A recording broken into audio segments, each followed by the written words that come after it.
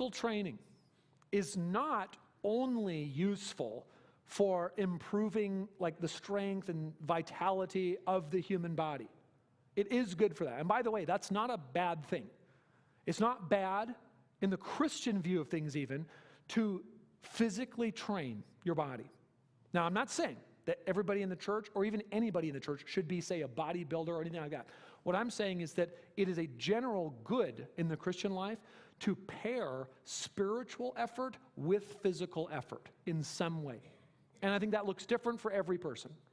But the basic idea is that it's not a bad thing to try to steward the vitality and health and strength and capacity of your body as best you can. Why is that? Well, for me, I desire to be useful to God for as long as possible. Yes? And I think that that involves having a body that is capable for as long as possible.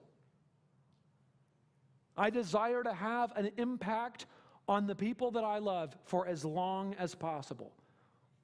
I desire, frankly, to pastor this church for as long as I possibly can.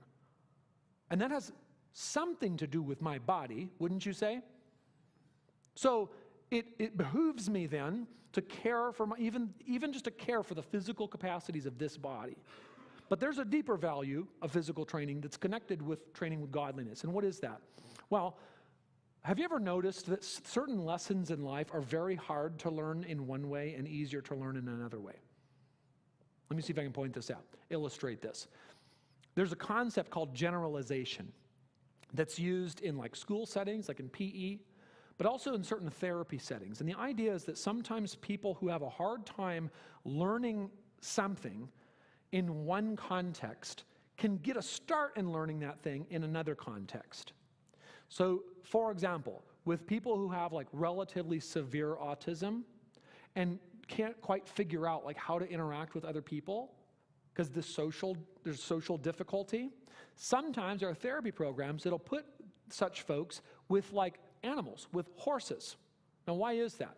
Well, horses, for example, are very good at empathy. Horses can actually read humans pretty well and figure out where to go, with that.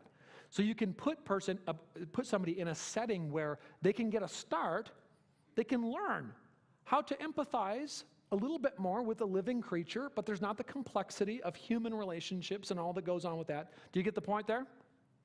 There's lessons that are easier to learn in one context than another. Now, I'm going to suggest that there are certain things that we are to learn in the spiritual realm that are actually very hard to learn. And it's easier to get started learning those things in the physical realm. What do I mean by that? Well, we are in training in godliness. We are trying to struggle and strive towards something we have to accept on faith.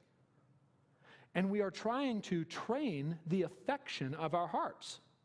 We're trying to develop our hearts and our characters. Now, have you ever tried to scrunch up your eyes really hard and just try to think really hard about changing your character? If I suggest to you today that you love some things that you should not love nearly as much as you do, and you should stop it,